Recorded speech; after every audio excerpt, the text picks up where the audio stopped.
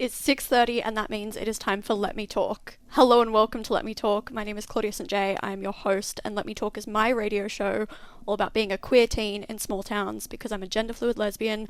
I've lived in a lot of small towns. I want to talk about it. It's been a while. It's been a little second. I'm just doing some audio checks because again, it's been a minute since I've been sitting in this station looking at my audio levels, so hopefully they're okay. For the past couple episodes they've been good, but originally when I started recording they were so low and nobody told me. None of you told me. But I'm back, so apologies for being gone so long. Just to really encapsulate this, I've been gone, and in my absence I've had 2 hairstyles and 4 different hair colours. So let's do some updates. What have I been up to? Honestly, I wish I could say that I was like doing some really cool stuff and there was big, large, important reasons that I couldn't be here, but no. So what was I doing? Okay, update number 1 that I've been wanting to say for so long, because Cheryl Moody followed me on Instagram. She followed the radio show account, and I'm so happy about it. If you don't know who Cheryl Moody is, she is amazing. Huge inspiration. She's also a lesbian, so yay. But she does like journalism, and she posts on Instagram for femicide in Australia, and she has this giant wall in Melbourne, like it's kind of like a memorial for every woman that's been killed and children in Australia. And oh my gosh, I saw one of her posts. Let me tell you how Cheryl Moody followed me on Instagram, because I'm still not over this. It happened a while ago and I'm still not over it, and I'm so happy I get to talk about it finally. I saw one of her posts on my main account. I was just on like Claudia's account, and I saw one of her Instagram posts, and it was just a bunch of screenshots of like people reaching out to her and just saying the most diabolical stuff, like stuff I cannot repeat here because I will get kicked off the show. Which is insane. Like, the amount of hate she gets is crazy. And I was like, you know what? I'm gonna reach out to her. So I went onto the Let Me Talk account. I don't know why I went onto the Let Me Talk account. I think I was like, it's not super tied to me. It's just like something. It was like the illusion of an organization reaching out to her, because I thought maybe that would mean more. Even though I actually have like way less followers on the Let Me Talk account. But I messaged her. I DM'd her and I was like, I saw your post about all the hate you've been getting and I want to spread some positivity. You're a giant inspiration to me. And I didn't expect her to respond. I didn't even expect her to see it, but she did. And then she followed me, and I'm mutuals with Cheryl Moody. Oh my god. I'm still freaking out. I'm still freaking out about it. She's amazing, and now I get to brag about that forever. Imagine she's unfollowed me. No, she wouldn't. She's too cool for that. And I remember, like, first thing I did was, like, I told my mum, and then I told my cousin, and I told my best friend. All their reactions were great, because my mum, pretty sure she already knew who Cheryl Moody was, because we've been, like, talking about her for a while. So my mum was like, oh, that's so cool. But my cousin did not know who she was, and I was like, go follow her on Instagram. And then I can't remember the exact message, but it was like, she looks like an older version of you. Not in a bad way. I'm like, I would never take that in a bad way. Yes. If I'm like Cheryl Moody when I'm older, amazing. And then my best friend freaked out just as much as I did and was like, that's so cool. I'm like, I know, it's insane. But it was so cool. Anyways, what else have I been doing? Being really burnt out. It's been so fun. But also, last week I went to Darwin, and I don't know if I've got listeners anymore. I know my grandma's listening, so Grandma, remember Freya, who was on the show?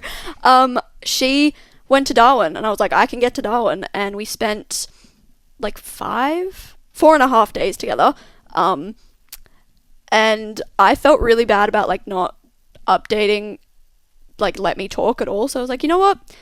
I'm gonna vlog it, and I did. I made a seeing my best friend in Darwin vlog, so it was really fun. And then, while, like, the day before I went to Darwin, my mum's like, what's this got to do with being gay? I'm like, honestly, nothing. Literally nothing. But I had a lot of fun doing it, and you know what? If I want to spin this in a queer way, which I absolutely can, because I'm queer, Freya's queer, this is 2 queer teenagers existing in a space, boom. Although that was not like the point of the vlog. I just wanted to do it. And I had a lot of fun doing it. Like, I think one of the most exciting aspects of like recording the show has been editing it, because I don't know, I just really, really like video editing. It's really fun. And I had an absolute go of when Freya was like a guest on Let Me Talk. Editing that was rough, because about like 30 minutes into the footage I kept adding text, and I guess my editing software just didn't like that I kept adding text. And so the reason it took so long to edit was just because every single thing that I would like type, every time I'd add text, it would like freeze and add it really slowly. And I was like, oh no, do I not enjoy editing? And then I did the vlog and I edited it in like a day, and I was like, oh no, I do like editing. It was just the software that was making it harder. But yeah, video editing is so fun. And this is the thing, I'm going on a spiel now. Oh, it's been so long since I've been able to do this. I love a good spiel. Can you tell I haven't got like a fully formed script for this episode, because I was like, I need to come back and just yap. And that's what I'm doing. But people always ask me like my interests when I'm like meeting someone new. They're like, what are your interests? Or, you know, like you fill out a thing and it's like, what are you interested in? I'm like, oh my God, I'm a loser. Like, I'm a really boring loser. And then I get to talking about stuff I like. I'm like, actually, I'm not. I have a radio show. I have a YouTube channel, which is really cool to some people who are under the age of 10 and don't realize that having a YouTube channel is having a Google account. But I really like video editing, and that can be an interest. Why do I never remember to say interesting things about myself? Unless I'm in front of a microphone. But for my like third and final update, doesn't everybody want to know what hair colors I've had? Yay! So I think last you would have, obviously you can't see me, I'm on the radio, but if you haven't like looked at the YouTube channel, I highly recommend you go do it, because I add some text in the YouTube videos and it's really fun, but you also get to see the face behind Let Me Talk. That's a little bit more updated than Instagram, because I don't take pictures of myself, so just recording myself and having it on YouTube, it's a really good way to like see me. So please go check it out. It's just letmetalk.show on YouTube. It's also linked in the Instagram, so you should go look at it. But since you last saw me, I'm putting that in air quotes, I had like a bleached buzz cut. It is no more. Originally I really wanted to like grow out a mullet, and so I got just like the sides shaved, barely, and then I don't know, I had a little freak out about that, because I was like, oh my gosh, my face has been looking so round for so long, so I dyed it blue. Nobody liked that. Nobody liked the return of blue hair and pronouns, and I was so excited to come back on the show and make a blue hair and pronouns joke, and then I just didn't, so I'm sorry. But I had blue hair and pronouns for a little bit, and then it faded and I got bored, and I kind of regretted doing blue again, because I've done blue so very much. So then I dyed it purple, and it didn't really work. It turned to like dark blue, and nobody noticed the change except me. And then I put another layer of purple on it when the dark blue faded, because I was so committed to having purple hair. And then I went back to the barber. And the barber remembered me, and she goes, oh, you changed your hair color. I'm like, yep. Yes, I did. And then I got the entire sides and back shaved, so for a really long time with the like blue hair and the sides shaved, I would wake up with the most atrocious bedhead that I would look like, and so many people in my life have heard me make this correlation. I looked like a Glee character, and honestly I still kind of do, and I don't know how to un-Gleeify myself. So, but at the moment I've got like a very, kind of just, I was about to say boring, nothing about me is boring, but I dyed my hair brown. I dyed my hair brown. So it's just like a regular short back and sides with some brown hair. Which is crazy, because I'm pretty sure I've said on the show before, but it has been like over 3 years now that I have had dyed hair for, so I was actually really sad about dyeing my hair brown, and I know my mum is, I hope my mum's listening actually, but we'll see. And I talked to her for about 2 days, because I kind of impulsively decided, did I just say kindly? Oh wow. wow. I kind of impulsively decided on Monday that I was going to dye it brown to make myself look a little bit more employable. So I was kind of talking about dyeing my hair brown for 2 straight days, and I know my mom's so sick of it.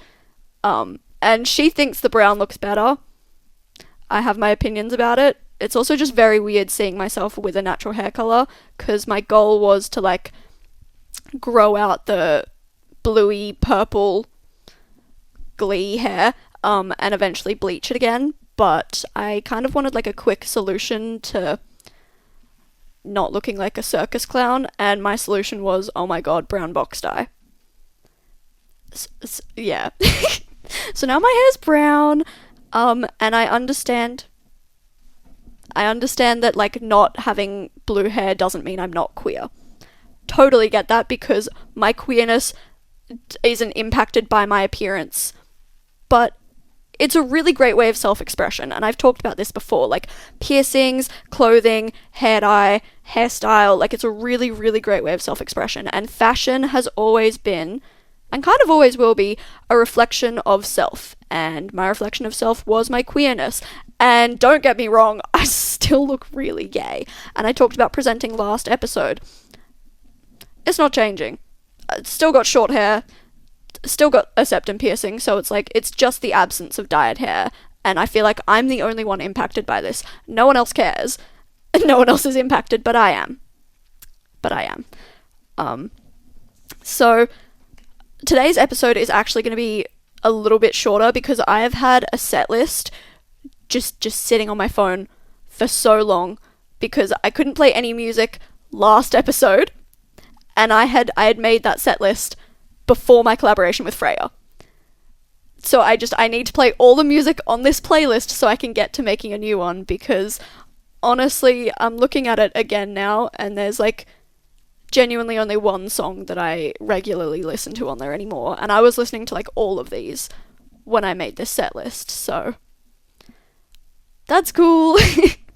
There are a couple of things I wanted to talk about today, but I really want to jump into queer history, because I've done a lot of history deep dives, I call them, on this show, and I really wanted to talk about the importance of it to me personally, because I don't want to speak for any other queer people, but for me, the reason I do so many history dives, and they're not done, don't think this is the end of them, because there will never be an end, but it's so important, especially in today's day and age with all the news about queer people and like the attempts at erasure for us. I think knowing that we've always just existed is so important, and having like definitively just to point at something and go, that was here. This was here 50 years before me, this was here, 100 years before me, and it's good to not feel like the only lesbian who ever existed, or the only queer person who ever existed, because it's not true. And I think a reminder of that is really, really refreshing, and it's just cool. Like, the 70s lesbians, I know that didn't really work for the radio. I get it. Blind reacting to a video, all you needed was the audio, and I still stand by it, but it's fine. I actually did try and find the original ABC segment. I couldn't, unfortunately, but I found out some other stuff in my research. I found out that the ABC News clip of Barbara and Annika, that was like the start of a couple of segments that ABC did in the 70s and 80s with the rising queer rights movement. Gosh. So ABC started doing just kind of just more rich storytelling. So I found that out, and if I can do a little bit more research, I might do like something a little bit more local, like more Australian lesbians or more Australian queer people. But I also found some great Facebook comments. So I think it was the ABC that made a Facebook post like 3 years ago. It was the same clip I saw, but they posted it again this year, of Barbara and Annika, but I think it reached the wrong side of Facebook, and there were just some weird comments that I didn't appreciate. So I'm going to talk about something that I've been meaning to chat about on the show for a little while, which is lesbians being fetishized. And this is not even just by men, it is particularly by men, but I'm talking about fetishization. Oh my gosh. No, we're not doing this again. We can't do another episode where I can't speak. I can't have a radio show and not be able to pronounce basic words. Let me try again. The fetishize... Oh, wow. The fetishize... Oh my gosh. The fetishize... Wow. Okay. Lesbians being fetishized, I can't say it anymore, is just this thing that has existed for, like... It's been more popular in the last 10 years, and it is not just men doing it. It's kind of everybody. And I could even argue that, like... This is so niche, but like your straight friend being like, oh, you're not gonna have a crush on me, are you? Is kind of related to that. Because it's weird. It's a weird thing to say, and it's assumption that like all lesbians are these like scary predators that are gonna get you.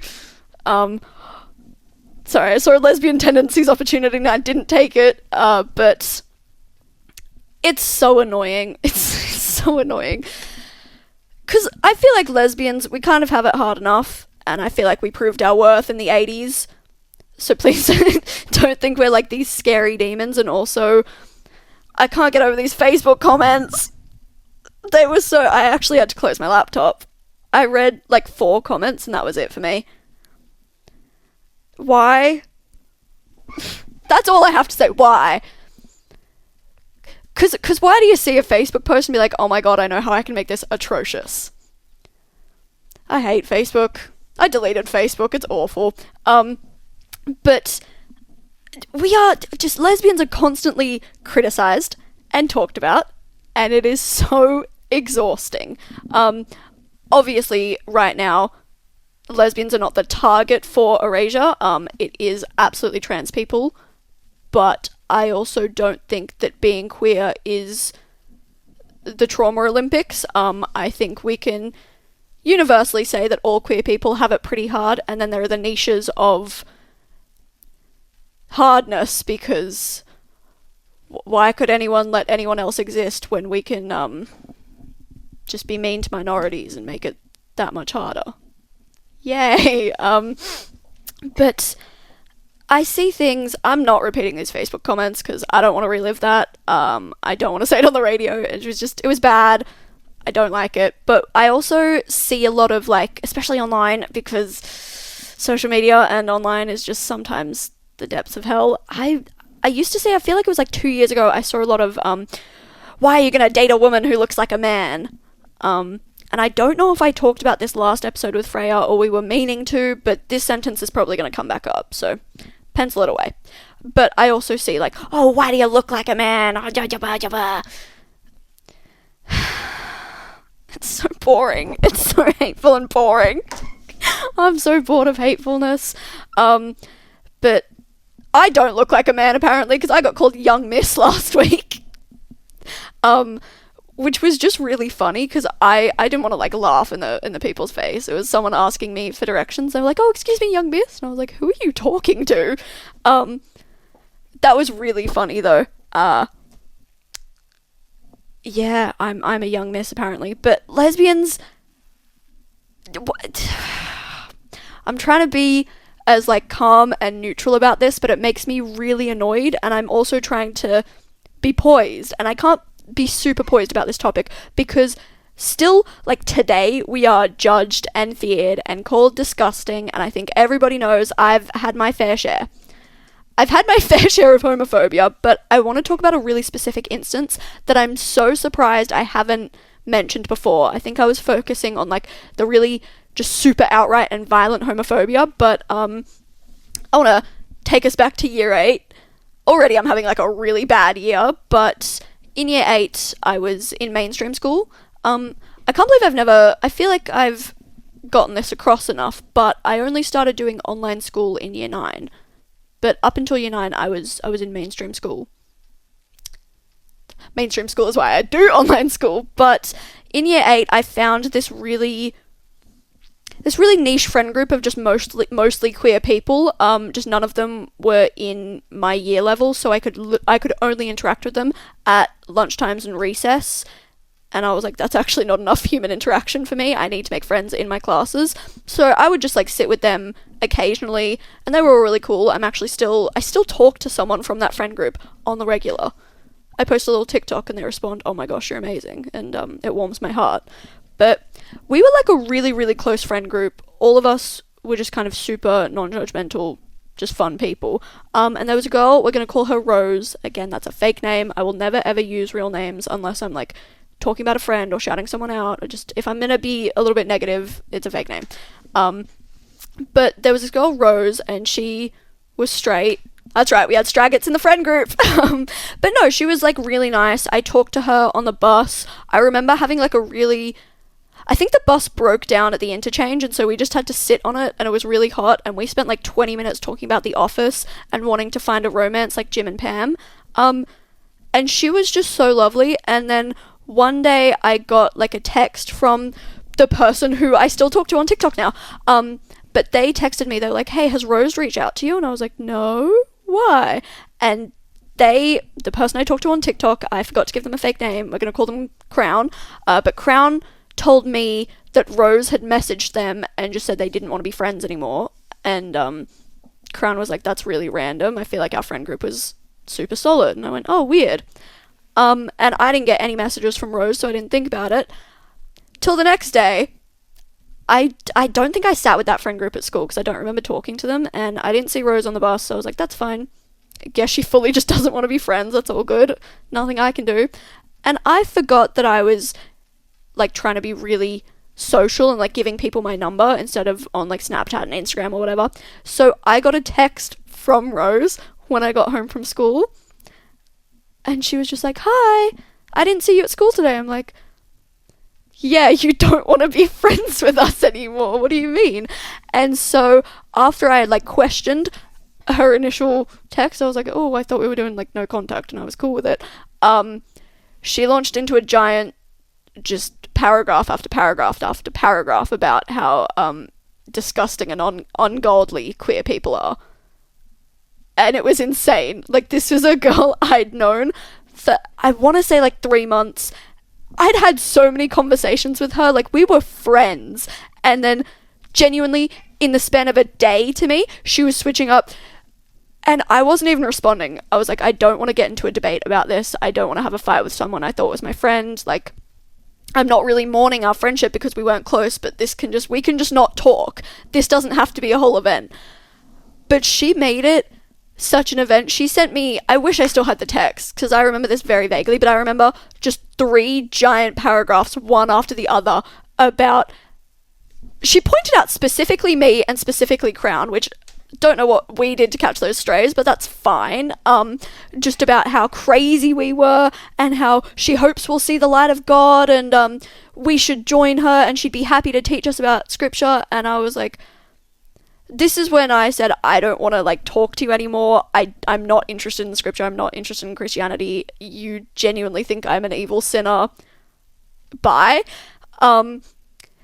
She didn't really take that lightly, and then I got 4 more paragraphs of her now just calling me disgusting and just absolutely hating on me. It was insane, and I genuinely just remember responding okay to each of the paragraphs and seeing how many times I could do that.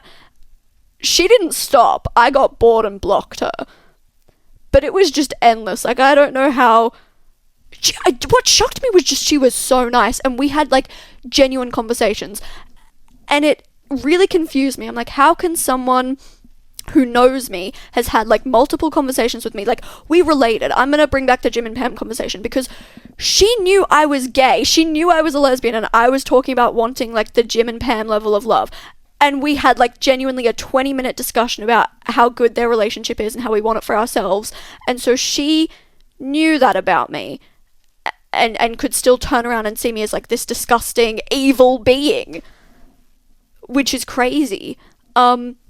Obviously it didn't hurt that much, because like I said, we weren't close, and at the time I thought it was funny because it was just so weird to me. I fully just didn't know how to react, because the switch up was just so insane. And it's not made me like distrustful of Christians or anything. I'm not hateful of Christians. I think everybody can do what they want to do. I'm just specifically hateful of her because that's a really weird thing to do, and I was happy to just not talk to this girl. She made the choice to text me. Crazy. And then earlier this year, in like July, I was at the Catherine show, so yeah, July. And I was hanging out with my friend and like a friend of a friend, basically, and we were all walking, and the guy asked me about my hair, and I'm like, oh yeah, it's a queer thing. I was kidding, but it is. And I remember we were like standing outside of her car, my friend's car, and this guy talks about being Christian, and I was like, oh, I'm about to leave anyway, so I'm like, oh, you don't believe I'm gonna go to hell, do you? Haha. And he was so nice. He was like, no, I don't. And then we ended up having like a 20-minute conversation about how hateful some people can be, and how he's like not judgmental of gay people, and it's all about like making the choice to walk with God, but he's not going to go scream in other people's faces, because he's talking about the genuine elements of being like a kind and loving person, and how screaming at like queer people or like hating on queer people isn't being a kind and loving person. And I don't think I realised how weird the interaction was in year 8 until I talked to this guy, and I was genuinely just dumbfounded. Because he was absolutely spitting bars, and I genuinely said to him, I'm like, you should start a radio show about this. You should. I don't think he, like, wanted to, but hey, I tried. He was really, really nice to me, and I don't think I would have cared even if he did think I was going to hell, because, like I said, I was about to go home. But it was really refreshing to not be absolutely hated on. It also healed like another little aspect of me, because 2 years ago at the Catherine show, I was just minding my business. I've talked about this before, but it's not recorded. I was genuinely minding my business, and at the time I had bright pink hair. It was a dark era because it was a bowl cut, but I was just minding my business, watching my brother on one of the little bouncy castle things he scammed me into letting him go on, and I'm just standing there doing whatever I want. I think I was on my phone. And then 2 guys come up to me. One of them, like one of these guys, he's got his friend by the head, like under his arm, almost a headlock, and he's like dragging him over. And I thought that I was in their way because I was standing in front of something. So I moved and said, oh, sorry, because they had gotten so close to me, I thought I must be in the way of these people. No, they stepped to me again. And the guy who's grabbing his friend goes, oh, my friend really wants to ask you out. Ha ha ha ha ha ha ha ha. And that's like when his friend pushes him and like literally just runs away. And then the guy who said it laughed and just like walked away. I'm like, that was so weird. And since that was 2 years ago, I'm gonna reflect on this a little bit more. And I spoke about it like ages ago, so I have a little bit more reflection. That interaction was so weird. What a weird thing to do. And I'm not saying anything new just yet, but it's like very common for teenage boys to do that to people. Not even queer people, just I don't know how to say this without sounding like I'm fishing for compliments, but conventionally ugly people will just be existing in public spaces, and teenage boys will be like, oh my god, I should harass you because haha, the punchline is going on a date with you is so horrendous.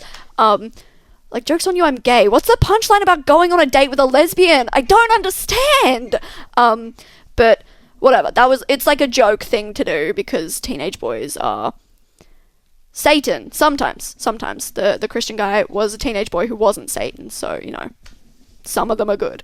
But those two and people of that niche, evil. Let's Lord of the Flies them. But that experience, just so weird, and it says so much about me that they were so close, and I was like, oh my god, I should get out of the way because I'm respecting of people in public spaces. I'm gonna move and mind my own business, and they still decided to follow me. Like, they had so much time to think about this. In the time it took the first guy to wrap his arm around his friend, walk up to me, and then make the choice to take the other 2 steps towards me. So many neurons are firing, and not one of them said, hey, maybe let's not do this. This is dumb. But also, it's just so dehumanizing. Like, why? I'm not even, like, being treated as a human in that interaction at all. Because I actually can't even remember what I said. I don't even think I could say anything before they literally ran away from me. So what is the point? Just say that to a brick wall. Haha, my friend wants to date a brick wall. Like, that would have been a better interaction for you. Because I can't believe I'm still thinking about this, but it was just so weird. Just, why am I the punchline in your dumb joke? So talking to the guy at the show who just treated me like a human and spoke to me and was just like, yeah, you're this, that's cool. That was just really refreshing, and genuinely I went home and just sat in my room. I'm like, oh my god. I think that just restored a little bit of faith in humanity I didn't even know I'd lost. Because that's the thing about, like, interactions like this. You don't really, like, process them or, like, think about them too much after they happen. Like, not in depth. You're just, like, thinking about them on a surface level. And then it gets to a point and you're like, oh my god. Just no faith in humans. And I've had this before. Like, I remember... This is so niche. Freya, I know you're listening, and I remember the conversation we had in Darwin, because I remember when my cousin got a boyfriend in, like, I would have been in year 7, so I was just being bullied for homophobia. Bullied for homophobia. That's not a very good sentence. Let's move on, you know what I mean. And I'd never met her boyfriend, talked to her boyfriend at all, but I remember thinking, this dude's homophobic. This dude's not gonna like me. What a weird thought. And I've held on to that for so long, that just the fact that he was homophobic or just wouldn't like me. And I don't even know where that came from. Because I think I had about 2 interactions with this dude, and they were through a phone. Like, my cousin was talking to her boyfriend on the phone and just said, oh, I'm with Claudia. And I was, like, genuinely scared of this dude. And just fully could not wrap my head around the fact that, like, my cousin, who's a good person, who makes, like, pretty good judgments about people, like, why? I just reflect on that. I'm like, why would I think that, like, Taylor would date a homophobic person? Obviously, she wouldn't. Why would I think that? But I did. And I didn't realize I thought that for, like, years until Darwin, and we were like, which brought up my cousin, and I was like, oh my god, I thought her boyfriend was homophobic. Never was. And I truly don't know where that came from, but I think I just feared, like, any teenage boy for, like, a solid 2 years. And obviously it's, like, still something I carry with me, which I would like to get rid of. Because I'm not a man-hating lesbian. I'm not even, like, really fearful of them. It's specifically, like, one type of, like, teenager that I see out in public. I'm like, oh, if we went to school together, would you hate crime me? And that's, like, I don't need to be thinking about that. I don't go to school with people. I go on a computer. We're not having any interactions, and I'm still, like, doing this theoretical, like, gymnastics of, you would not be kind to me, you would be homophobic. I don't know that. I have no proof of that. And still, I think that. Which I would like not to do. So maybe I'll, like, play this back in 6 months and be like, guys, me and teenage boys are friends. And I am. I'm friends with people my age. I'm friends with dudes my age that I, like, speak to from school. So why do I still have this fear? I don't know. It's not, like, super prevalent. Like, I'm not going to see a teenage boy and, like, run away. But if I'm, like, ordering something or just going up to pay for something and I, like, get a whiff of, like, just even, like, just fake bigotism, I'll be like, uh-oh. I feel deeply uncomfortable. And it's so weird, and I would really like not to do that anymore. Anyways, we're going to play some music now.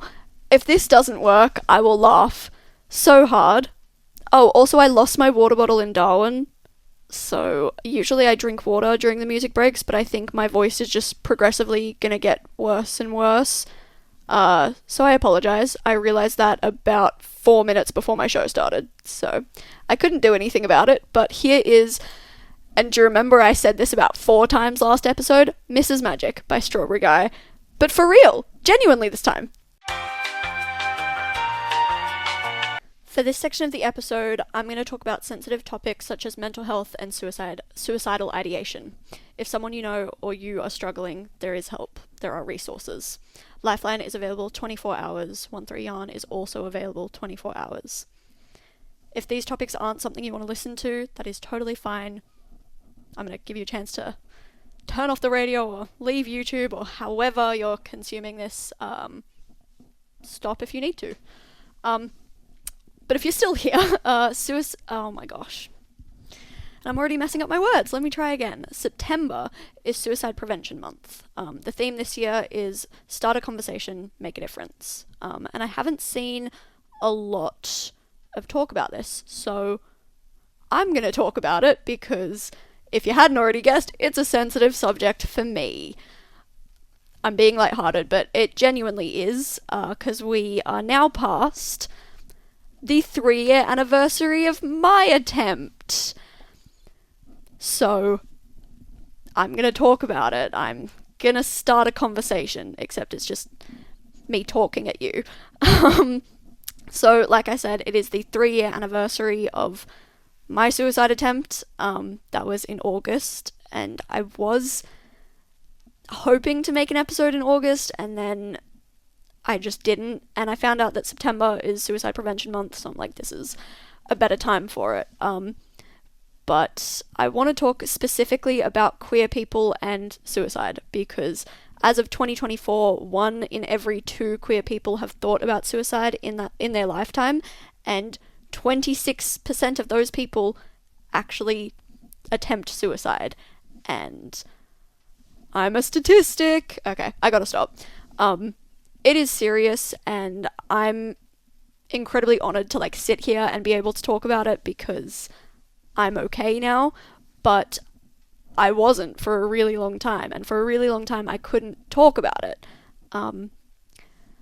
So I didn't talk about it. I ended up in the hospital, so now I'm gonna talk about it. I really am. We do have 10 minutes left, but I think I might go a little bit over if I need to. I think queer people and a mental health diagnosis usually come hand in hand, and up until 50 years ago, I don't know the exact year, I'll find it next episode, somebody remind me, but being gay and having lesbian tendencies was literally a mental illness, which is so insane, but yeah, they usually go hand in hand, and I am one of the people where it's I've got my mental health diagnosis, and I'm also a lesbian, I'm also queer, and there are so many statistics about queer people that I could throw at you, but I just want to talk about my experience in the mental health system because it wasn't a good one, and I think systems like the mental health system, especially now, are ever changing. With younger people and younger voices speaking up, I think we truly are changing this industry, because I had a terrible, terrible experience. But we'll start. So in 2022, I tried to commit suicide, and I'd been seeing just general free to access counseling. I don't want to name the service, but I'm not a huge fan of this service. I've just not a fan. I didn't have a really great time, and as I would have been 13 when I started going there, as a 13-year-old who I couldn't really identify the emotions or anxieties or anything that I was having, so it was just a lot of questions thrown at me all at once of what are your symptoms, what's this, blah blah blah blah blah blah blah blah, and I didn't know how to identify a lot of it, so I was getting a lot of my information from social media and just going, oh okay, guess this is me, and throwing it at the person, which is not great. And the only experience I'd had with counseling before this was when I was 12. I went to a headspace center, and I've been pretty open and honest about my not love for headspace, which has changed.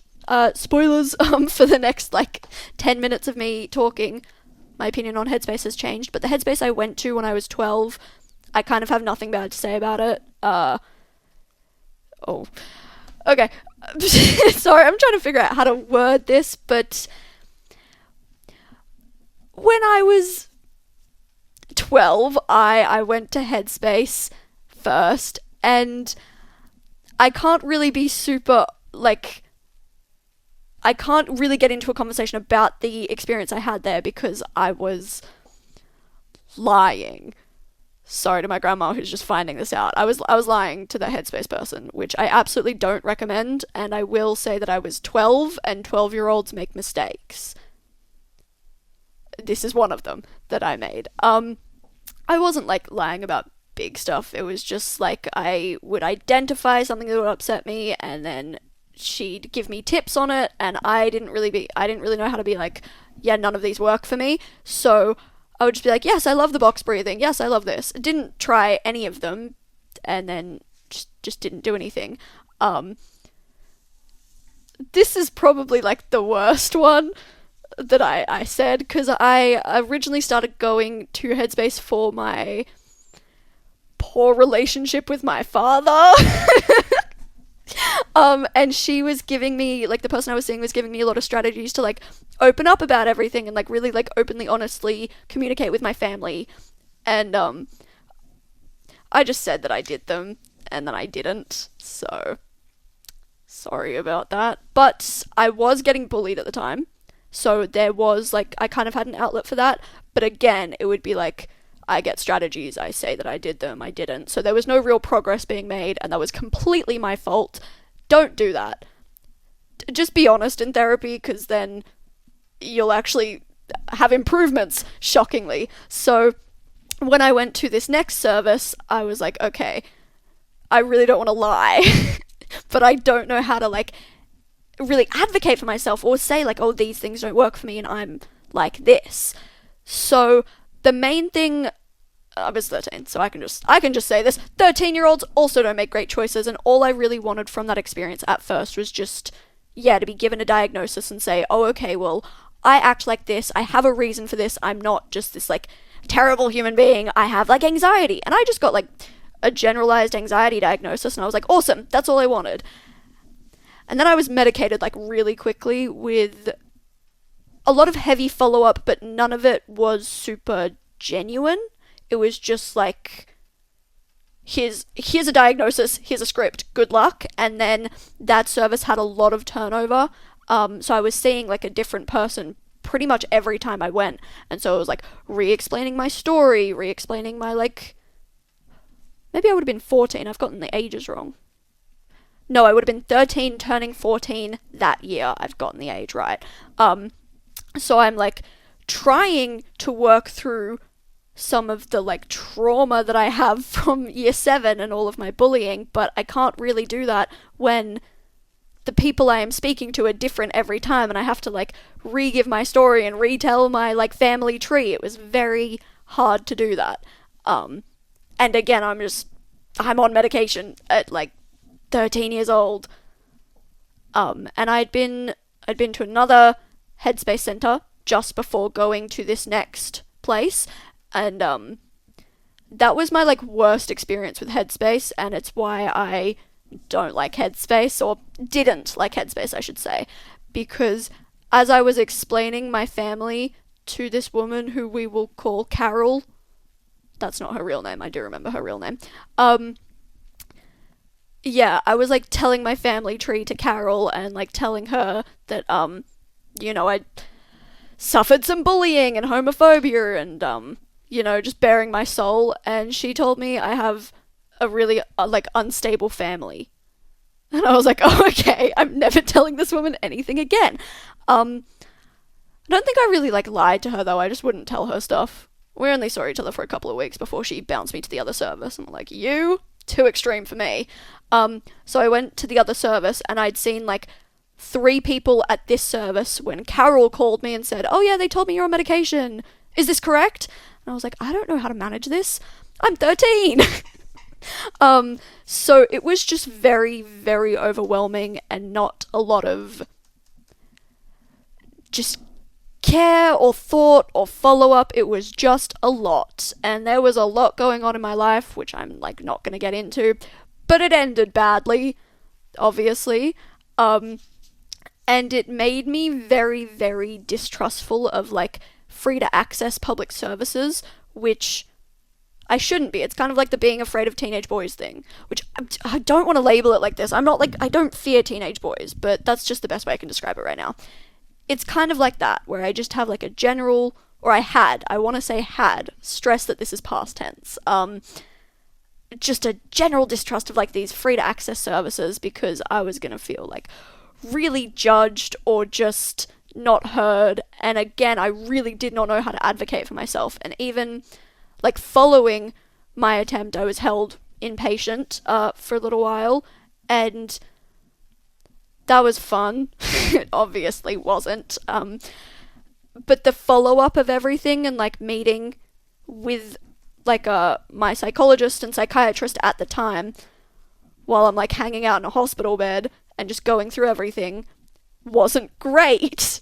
And I know my mom has some like strong feelings about how they handled everything and their communication with her as a parent versus me as a child and like a client of them was just handled really, really badly. And there was not a lot of sensitivity around everything. It felt really harsh and really rushed, and it just didn't end well. So after that, obviously I still needed treatment, and the service was reaching out to me because guess what? My psychologist was gone. I needed a new one. I think they call them like clinicians. I can't remember the word they used, but I remember being on the phone with this service. I'm like, yeah, you got to put me onto your manager. I Karen'd. I fully did. I was completely at my limit. Like, I think all of my family members would just be like, yeah, Claudia was a nightmare. And I was.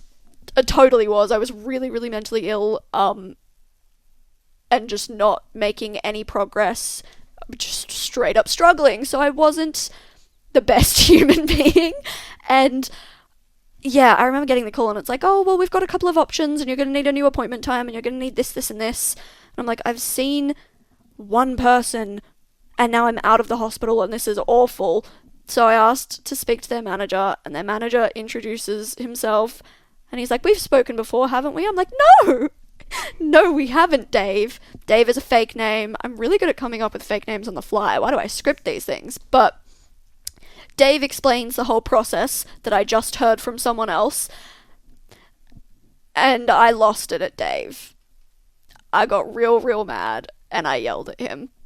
And I'm not proud of myself for it, but I am gonna kind of give myself a pass, because, oh my god, that experience was so terrible, and I was truly at my limit, and it was just bad. Every single aspect of my life was pretty bad then.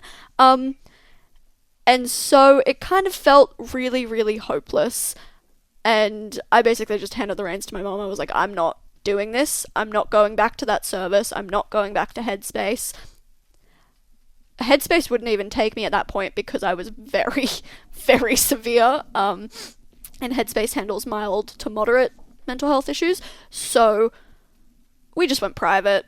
And as much as I want to say, like, oh, going private is bad because you have to pay for it, I'm still with the same psychologist, and she's amazing.